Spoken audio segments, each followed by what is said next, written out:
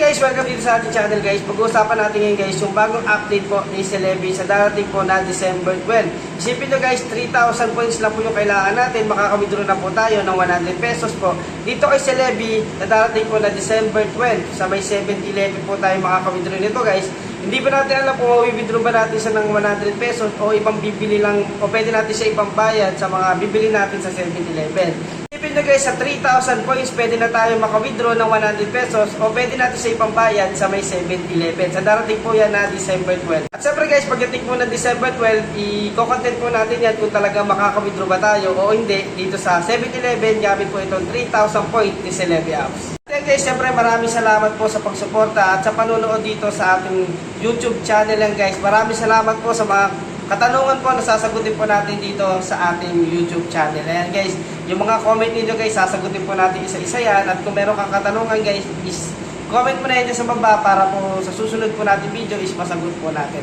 Ayan guys, unang-una po kay CH Flawler po. Ayan guys, ang katanungan niya po, from level 3 bumalik po sa level 1. Ito guys, base lang po sa aking experience guys. Naranasan ko rin po ito guys, from level 3 bumalik po sa level 2 yung aking account.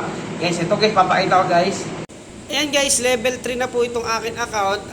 Isang buwan na po yan level 3 pero nagulat na lang po ako pagdating po ng December, bumalik po sa level 2. Ano nga ba yung posibleng dahilan kung bakit po bumalik sa level 2 yung ating account? Yun guys, yung makikita nyo sa video guys, isa po yun sa aking mga account. Yan, meron po kasi ako level 3 na account, meron naman po akong level 2 at level 1 na account. Yung pinakita ko sa inyo guys, level 3 na po yun, bumalik po sa level 2. Base po sa akin experience, base po sa akin, sa side ko po, bakit nga ba sa bumalik sa level 2? Ito guys, feeling ko dahil po sa kahit gaano mo pa perfectin yung attendance mo, kahit araw-araw ka pa nag-perfect na attendance, kahit po na lagi mo po tinatapos yung 90 o 40 minute watts, basta hindi mo po na re-reach yung 10 hours minutes watts sa panonood sa inyo ng mga viewers sa inyong account at hindi mo pa na kukumpleto yung tamang requirements para magkaroon ka ng special badge na unlimited earning points, is babalik ka po talaga sa mas mababang level.